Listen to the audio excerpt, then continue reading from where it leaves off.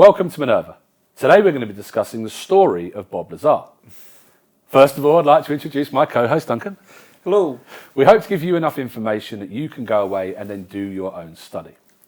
I've been excited and looking forward to discussing this for a very long time, particularly with you. Yep. This is one that's been on the cards for a long time. We decided to do it now. It's one of the greatest stories ever told, if it's true. If it is true, yeah. That's the crux. And that's what we're going to discuss, whether or not we believe this is true. We'll hopefully give the guys at home enough information that they can go away and then make their own minds up. Yeah. So, Bob Lazar is a physicist who claims to have been back engineering alien spacecraft. I'm going to let you in a minute. So, this is a massive rabbit hole that people can go down. There's lots of information. And I think one of the great things about this for me is I've been going down this rabbit hole for 10, 15 years. But it takes you in lots of different directions. It teaches you, if you're really interested about science, it teaches you about physics, It teaches you about lots of other things, because you want to learn that information so that you can really get stuck into the topic. So for me, this is a passion subject. It's something that I'm really passionate about. And what I'd like to start with saying is that there are lots of proof points throughout, and we're going to get to those. But Proof points? Proof points. Okay. Throughout. But what I will say is one of the things is that he's proved to have passed a polygraph multiple times. Yeah. And I think that's something that is definitely worth noting at the start, because that's the reason we probably talk about Bob Lazar and not the other 150 people that have claimed to have worked at facilities doing all sorts of crazy stuff. So let's start where the public start. I think that's the best place. There was an interview on a local local television station in Nevada, in Las Vegas, and they were talking about lots of different things on the show that day, and somebody dropped out, and they had to put somebody else in. Along comes a guy called Dennis. So Dennis says, I work at Area 51, specifically a place called S4, and in that facility there are 9 different alien spacecrafts that we as Americans have access to. This is the first time the public are hearing about Area 51 and certainly S4. And there might have been some people that had that information that were into aviation, because obviously the skunk works and they are known to be working on black operation aviation and stuff there. But this is the first time anybody had heard this, certainly with a view to this being alien. And it captured the imagination of the public. And of course, he went forward with the name Dennis, which was reputedly his boss's name. Yeah. Reputed, I mean, there's the question in itself, isn't it? Reputed his name as if it wasn't his boss's name, or like his boss had a different name, or if there was a boss at all, because he wasn't actually employed there, which might be one of my angles of argument here. Because, I mean, we kind of skipped something you said at the very beginning, which is him being a physicist. Right. Who called him a physicist? He did. He called himself a physicist. He certainly did. Yeah. I don't think just calling yourself a physicist... Well, that's no, yeah. I don't know, just calling yourself a physicist is actually enough. But I think I start building up questions on this character. And I think you're probably right in that sense, because there are areas that we're going to move into. Since that moment, sort of like 30 years ago, he hasn't changed his story either. And I think that's something that's, again, helps, is that there is a consistency in his story over time. Yeah. I think it also took, it was about 7 months or so until anybody knew that he was Bob Lazar as well. So he was Dennis for quite a while, and nobody knew who this guy was until he actually came out and said, "No, I am Bob Lazar." Blah blah blah blah. And he's always claimed that the reason he came forward as well, which I think is quite interesting, is that he was scared. He was scared that the government were going to come after him, they were going to kill him, etc., etc. And if he put himself forward on television and then he was killed, there would be a lot more questions to ask than if people didn't know his story, I suppose. Okay. So let's go into Bob's early life, because I know this is where you find some interest. Bob was essentially quite a crazy guy, right? He built rocket cars. He had a fireworks show called the Desert Blast, where he would do his own fireworks show for people to come along and see. He was also into alternative energies. He would look at that type of stuff. He had a supercomputer. It's said to be the second biggest in the area that he lived. And he did a lot of kind of stuff that would make you think he was interested, at least, in physics. That's the part. I mean, I think one of the underlying tones, or one of the comments that I'll be going back to, is this polygraph, because it is quite convincing. But I also see it as a kind of evidence, a possible evidence to his actual character. Yes. It's like, I don't deny at all that he was interested in physics. I mean, you go back to, I think we go back to his childhood, they say about the science that he did do. He did do chemistry, which of course would be ideal for knowing about fireworks, etc. But I think to pass a polygraph is that you have to believe you're telling the truth. Not necessarily that it is the truth, that you believe it's the truth. Yeah. It's like, I mean, I love chess. I enjoy a game of chess. I'm not a chess master. I wouldn't go to a chess competition. I'm unlikely to get any further, but I enjoy it. But it's like I said, are you a chess player? Yeah, I'm a chess player. And I would pass a polygraph on that. But the implication of saying it to other people gives a different connotation. So for me, it's the question of, does he believe, I don't think he's actually meaning to deceive someone by saying, I'm a physicist. Yeah. I wonder if there's actually almost, not an intellectual deficiency, but just a difference enough to turn around and go, I'm interested in this, so I'm a physicist. In that sort of like raw sort of thing. Yeah. Almost like in Freemasonry. Nowhere in Freemasonry we've got regular Masons. And we know we're regular because there is a set code of how a lodge is set up, how it is recognised, and so. But we also know there's other Masons that exist because they do the ritual, and they go, well, because I do the ritual, I'm a Mason. I'm a Mason. But to us, we kind of get that you've got it, but you're not recognised as a Mason unless you follow these sort of like conducts. And I wonder if it's the same similar thing for him, that there is this passion, it's a deep-rooted passion, but he's not a physicist as we would say it. I mean, it sounds fantastic what he did. In sense of, the second biggest supercomputer in Nevada. Well, it is Nevada. Yeah. And I don't know how many in the desert there are that many supercomputers there. And also we're talking about it's like the mid 80s. Yeah. It's not like now. It's not like you're building something like what we would have today. And for English people to talk about rocket cars, it sounds like a futuristic, incredible thing to do. But in America, you've got these drag races sort of thing where you've got the petrol engines in. If you know enough of engineering, of actually to build a jet engine, I couldn't do it. I'm not saying I could do it, but it's actually the mechanics behind it isn't actually that difficult. Okay. It's not saying it's not dangerous. It is dangerous, as is making your own fireworks in the desert. So, are we just seeing someone who hasn't got that level of fear, is passionate about this aspect of science, rather than someone who's I can deconstruct alien engineering. That's the difference. And I think, taking your point on him being a physicist, the way to prove you're a physicist, I suppose, is to go to university and to college and stuff like that. And that's one of the things that he claims that he went to MIT, which is a very well-known institute, and Caltech, another very well-known institute. Neither universities say that they can place him there, that they have records of him being there. He claims, off the back of that this is because the government have gone in and deleted his records so that he can't prove his story. And that was always seen by and overseen by a guy called Stanton Friedman, who was a UFO researcher, really prominent in his field, sadly passed away now. But he was one of the people that went deep into Bob's history to try and find out more. But he says he wasn't there. Well, yes, that's the part. I mean, when we go to the polygraphs, that's one of the questions I would like to see asked. Because if he said he went there and he still passed, that would be an interesting thing, a sense of looking at his, maybe either his intellectual capacity, or maybe that would be supported. I would be more inclined to believe his story with a specific question like that.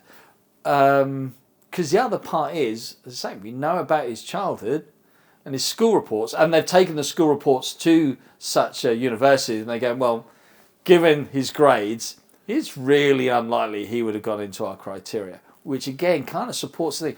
Even if the FBI or whatever got rid of those records in there to hide this man away, Yeah. we have these other records which say he's not the caliber, and there's no denying those are his records. One of the things that he points to later on is that he didn't have the education. People are saying he didn't have the education there, but he does claim to have worked at a place called Los Alamos Laboratories. Yeah. And they normally wouldn't employ somebody that didn't have a glimmering kind of history with physics, etc. And so he claims that he worked there, and for many years, to coin a very American phrase, the ufologists would call BS on him working there and say, no, you didn't work there, you're claiming that, but there's no proof. And later on, somebody obtained a phone book. And of course, within the phone book, within the period that he said he worked there, Mr. B. Lazar. But yes, but there is a point of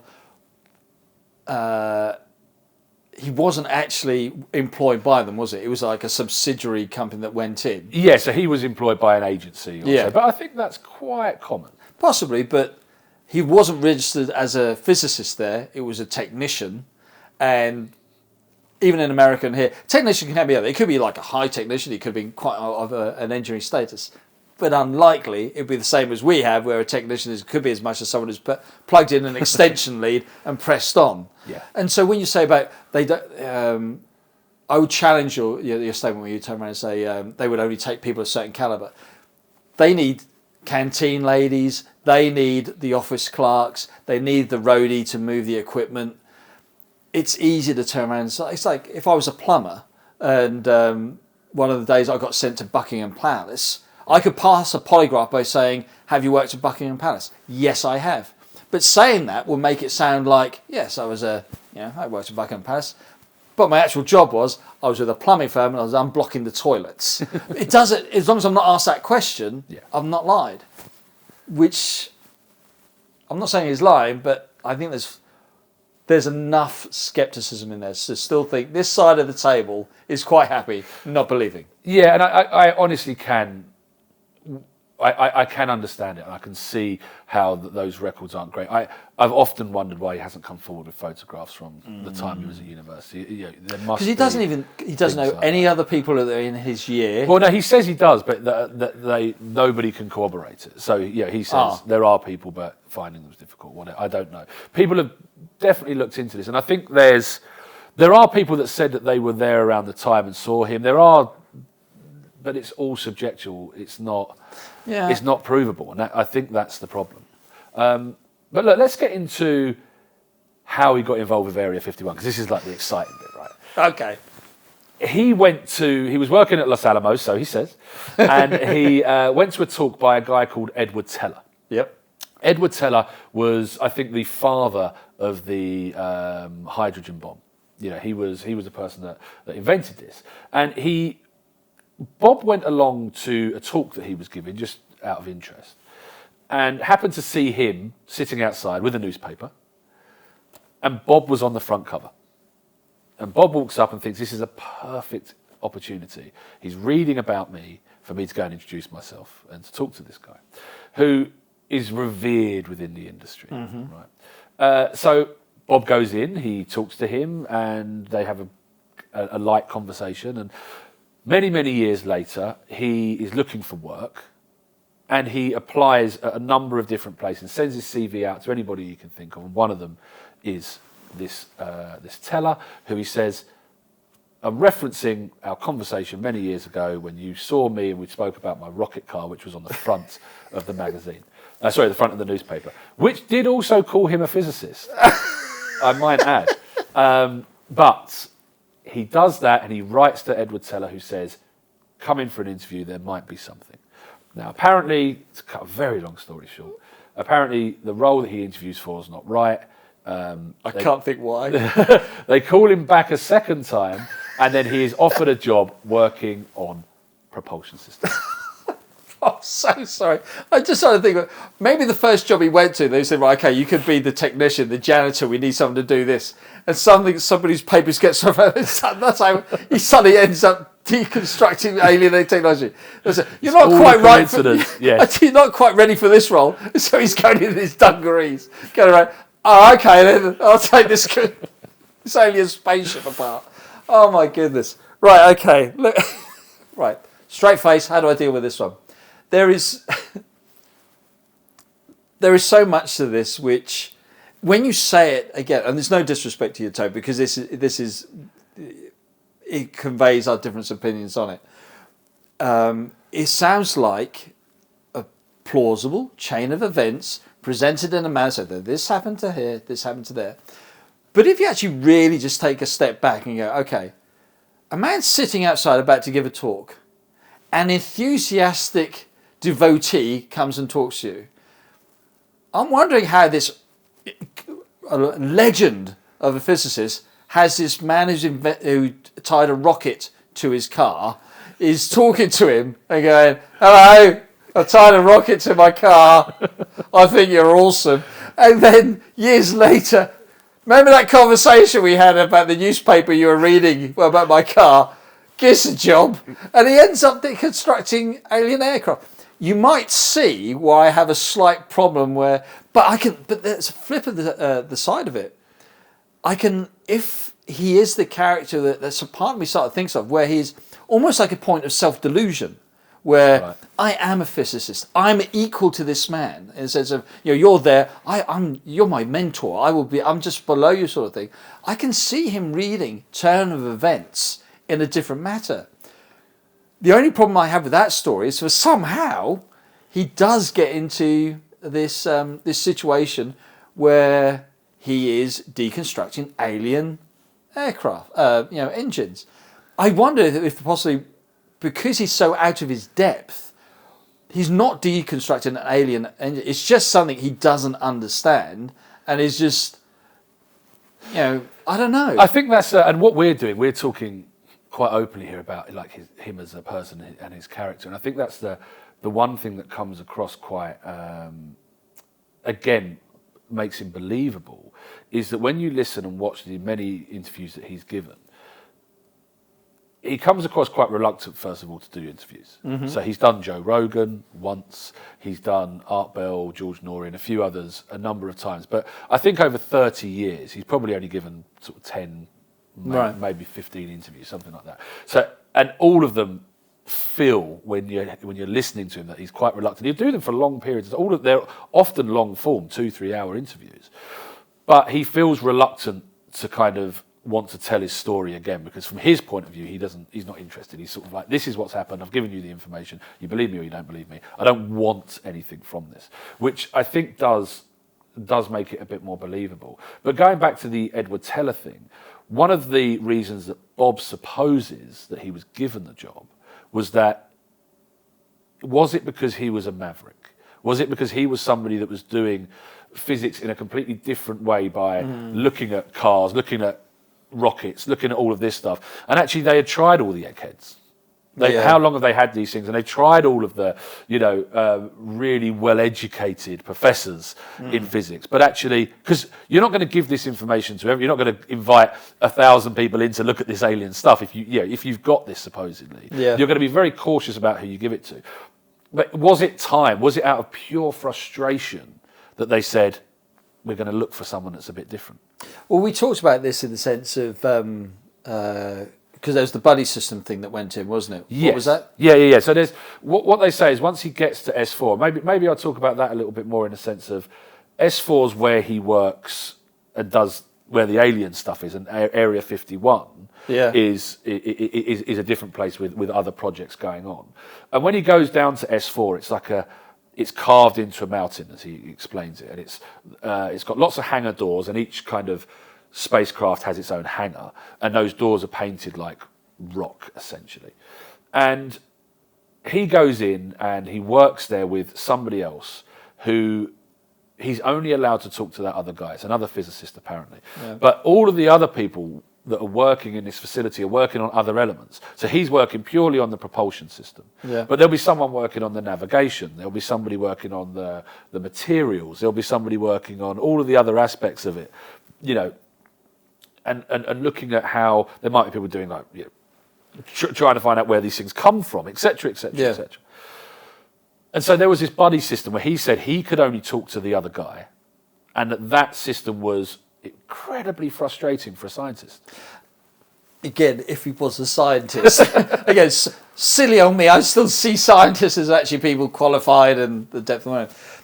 But I must admit, there's my little bit of offering to your side, which makes me shudder, is a case of if he was taken as a maverick, then I could understand the buddy system, because if I was like the top man and said, look, we've got this, we're not getting anywhere, let's bring a rogue person in, and I was the military overseeing it, said, Right. you're going to bring a rogue person into this top secret facility.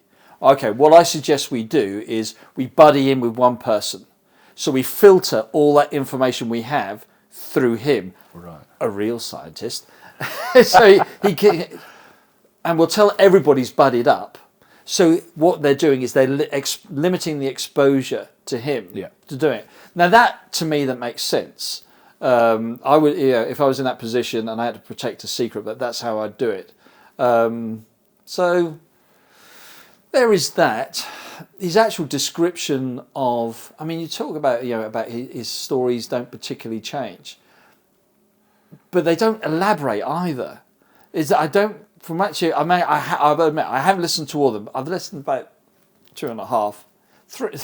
They're so long, he doesn't actually captivate me to carry on. Yeah. And I suppose there is a because I am skeptic, and I'm a bad skeptic. I should listen to it all to give it its full weight. But it's like he doesn't elaborate. It's so singular in his descriptions that it's no more. To me, it's almost like he's telling somebody else's story. Like, I could quite more believe that he is someone who has met someone who got in this situation, who was a scientist who went there. Maybe, again, I had this question over, was it really alien aircraft? I mean, because the other thing is a case of, you're saying about where they came from, because some of them were described as being, so like, I mean, when we talk about alien aircraft in our generation, it's about ones that crashed, hasn't it? Yeah. But some of these ones were said were relics, and they were discovered and dug out, which coincidentally is the same sort of time where we're looking at ancient aliens. Really, Eric von Daniken's book is hitting the shelves, and we have this story perpetuating this idea of aliens have been here before in our past. It just has that little taint for me of going, it's kind of, I'm trying to think what the word is, where it's the timing is just right to hit the thing. But I think that's the part, again, where he can pass polygraphs, because the story doesn't change, which you take as being more evidence that it's continuous. But to me, it's limiting. When we recall our events, I think they do it in the police. If there's a group of witnesses and they all give exactly the same answer, the police go, life doesn't work that way. Yeah. You see a different pattern. And I think it's pretty much true in us when we're telling the truth. We every time we come, whatever mood we're in, we'll describe that situation from it. And I don't hear that in his descriptions. I hear almost repeat as it goes through. No. But then again, that could be his mentality. Yeah, and I agree with that. His story is very, very straight. But I think for me that's comforting, because having seen lots of other stories from other people that claim this stuff, they'll get a certain amount of attention.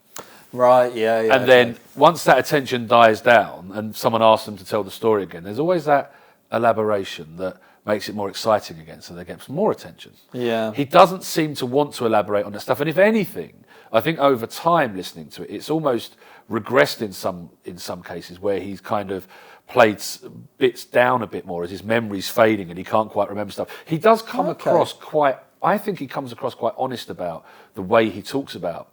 Well, he comes across quite honest to me, and the way that he talks about it is interesting in the way that it just doesn't change. There's no, you ask him the question, you get the same answer again as if it really did happen. As like you say, it might not be somebody else's story, but he's telling a story that he's just recalling. And going back to like where he was working, one of the things I've always found strange, he said there was 9 spacecraft. Right. And again, to me, that seems like a weird thing to pull out, because why not just have the one that you're working on?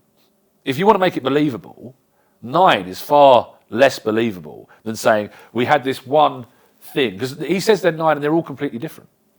He says the systems are similar, but actually he didn't get to work on the others really. So what he knew of them was that they were similar in the way that the propulsion worked, but actually he was just focusing on the one that he called the sport model, and that was all he was tasked to do, was to work on the propulsion system for that one thing. I suppose for me, the reason I find that, oh my God, why am I defending your case? But for me, I find that more believable in the sense of, for someone to, without qualifications, to justify being there, if you had 9, the amount of specialists you would need for 9 to work individually, you've got more chance of, okay, on one of them, we'll try your rogue element. Maybe. If you just had the one, you go, we're going to try. No, we won't try. We've got a range of specialists we could use. We haven't exhausted it yet. I feel terrible trying to support your idea on. But it's interesting, isn't it? This is the fun of these conversations, isn't it? Where we look at an event and a description, and we hear the same thing and we come to different conclusions on it. But I suppose that's just the way that plays. So circling back to Bob working at S4, he claims that he was given a briefing, which would make sense, because if you're going to work on something that's alien, you kind of need to know a little bit about what's gone previously. Yeah. And he says that the spacecraft were, in some, as you've said, come from a dig, from archaeological digs. Some of them may have been crashed, etc., etc. He didn't quite understand all 9, but certainly from the one that he was working on, he was given some information which said that they had already worked out that the propulsion system was using element 115, which is an element super heavy on the periodic table. However, at the time of Bob saying this, element 115 wasn't on our periodic table. It was something that most people were unaware of as an element. It certainly hadn't been synthesized into an element, but he was claiming that this was something that was stable, that could be actually a block of material that could be used. And so it took years and years and years for labs to then synthesize 115 to say, oh, this is an element, and we should probably now put this on our periodic table, because it's possible that it could be, an actual material at some point in the future. Yeah. To my understanding, sense of the theoretical existence of 115 was possible. The argument was a case of, although it was theoretical, could it be done? Yes. I mean, I think that's important to start off with, because to put it into something that might be more familiar, we know that we're carbon-based life forms. Right. That is our primary structure. We know theoretically you could have a silicon-based life form, but we've never found one. But we know technically it is possible. Yeah. And so if you are developing a story about something that's being advanced, we see it in science fiction now. We found a silicon-based life form, because we know it's possible, but we haven't seen it. So it gives that thing of the next stage of evolution. To turn around and say, because it was discovered later, is only the proof of the scientists of the time saying it's theoretically possible.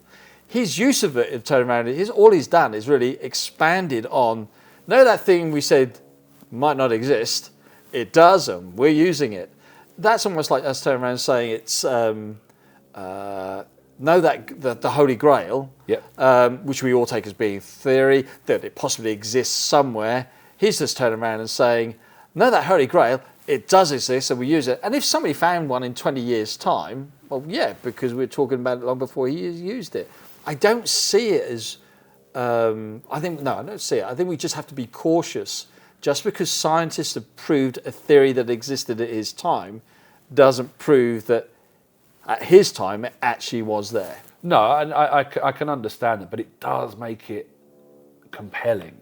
And I think that's where we talk about things with a lot of the mysteries that we discuss about, like the smoking gun. Yeah. And intimated across the documentary that Jeremy Corbell did, which is a really interesting one for people to go and watch, but also in lots of the other shows that he's done, which people would have to dig much deeper into YouTube and old kind of radio stations to try and find, and not particularly easy to find anymore. But if you listen to those, you will hear Bob talk about Element 115 in a sense that he actually managed to sneak some out. Mm-hmm. Now, if he came forward with that, that would really start to make this far more compelling, in my opinion. Yeah. And so the very fact that he doesn't kind of raises the question of, I mean, if you had this element, okay, little known proving your own story, if you're a real physicist and you know that this is a fuel that, I mean, he was, as you said earlier, he was in alternative fuels, etc. Yes. If he's got it in his hand, I'm assuming, or if he's got it, and he's got it in a, what we call a civilian environment, it's either so dangerous, what the hell is he doing with it, or he has it, if it's true, in such a safe state of this. So I think even if they make it now, they can make it, but they can't sustain it. It breaks down. Yeah, they can't. So he's got this element in stable fashion, and that can fuel aircrafts. Don't you think you would go somewhere and go, I've solved our problems for so-and-so. There is a sample of it, replicate. If there is scientists and he knows that, that stuff that you said we couldn't do it can be done, and he's just going to leave it in his drawer, it doesn't make any sense. No, and there is that, the deeper I've gotten, certainly coming back round to this mystery this time, asking some of those questions has got me puzzled in the sense of, why not prove it? Yeah. Why not come out and give us that? If you say you've got that, if you say you've got X. There was a video which is now, I think there's only parts of it that still exist, but there was a video of an experiment that they did with it, and they showed it. And I, for the life of me, I can't exactly remember what they were trying to do, but I know there was sort of smoke in like a glass dome, and they were trying to prove how this thing works. But again, that doesn't exist anymore, and this is all stuff that's sitting around on VHS videos in someone's someone's garage somewhere that they can't find anymore. So, as a mystery, there is lots of these tantalising clues which we can't necessarily grab right now, and who knows if they're going to come in the future. But I do think it's a compelling story. We've spoken about his personality. Where we have, but we haven't covered all of it, have we? I mean, it's a case of, we've questioned his claim as a physicist. Yeah. We've questioned his where he's gone to be qualified. I mean, he also has, we haven't even mentioned the research work that's done on his past, brought out the sense of he owns a company about, isn't it? It's like supplies, chemistry supplies. Yeah, that's what he does now. He owns a chemistry supply company. He got into trouble for transporting stuff across. I mean, not a great deal, but wasn't there a reference to the sense he was? I don't know the details of it. He was in a prostitution ring or something. Well, kind of. Yeah, he was prosecuted and as part of a prostitution business. Yeah. So. Doesn't sound great. So, but I'll give the side that Bob tells us. So Bob says that many years ago he bought in to a legal brothel.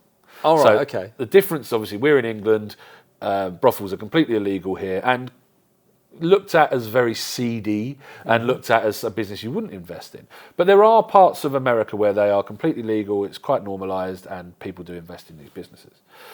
He invested in that, learnt some of the trade. So learned, really? Exactly. Yeah, I'm not sure how deep. His dad didn't sit down and tell him the. He didn't go. Yeah, how much research he went into, I don't know. But he learnt the trade of brothels and learnt how the operations went. And how complex is that? It's for a guy who's deconstructing alien aircraft. Sorry, explain to me, how does a brothel work? I'm not exactly sure. But anyway, no, you've sold me on this genius. Go on. So yeah, he did that as part of his investment, etc. He then takes his money out of that business. A few years later, somebody that was involved in it says to him, "We're opening another branch or something. We want the same system, same operation system, computer system for our records, for booking people in, for accountancy, whatever it was. Could you build it for us?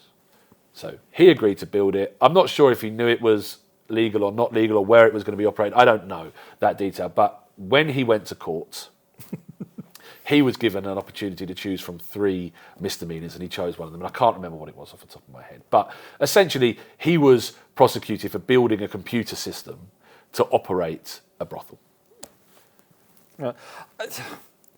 It feels awful to try again because it's so alien for our English culture to defend it. But we both know of various scientists through the world who had quirky parts of their history. So it'd be wrong to just to steer on that because we'll have to be impartial. We'll have to think about other what we would see as depravities. Exactly.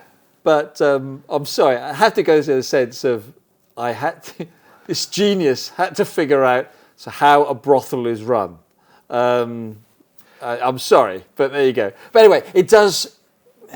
It's a question. It's a question that exists. And there are certainly lots of those on both sides which seem to conflict. And I think when we look at his character, it's been very interesting to look at his character to work out where he sits there. But I think in the next episode, yes, we will talk about the spacecraft and we'll talk about our opinions on that sort of stuff. So it's been good to speak about this. It has. I've enjoyed this one. But please do please do subscribe to the channel. That stuff really helps our channel grow. Thank you. We look forward to seeing you in the next episode where we will discuss alien spacecraft and how they move and all of that type of stuff. So we look forward to seeing you there. Bye-bye.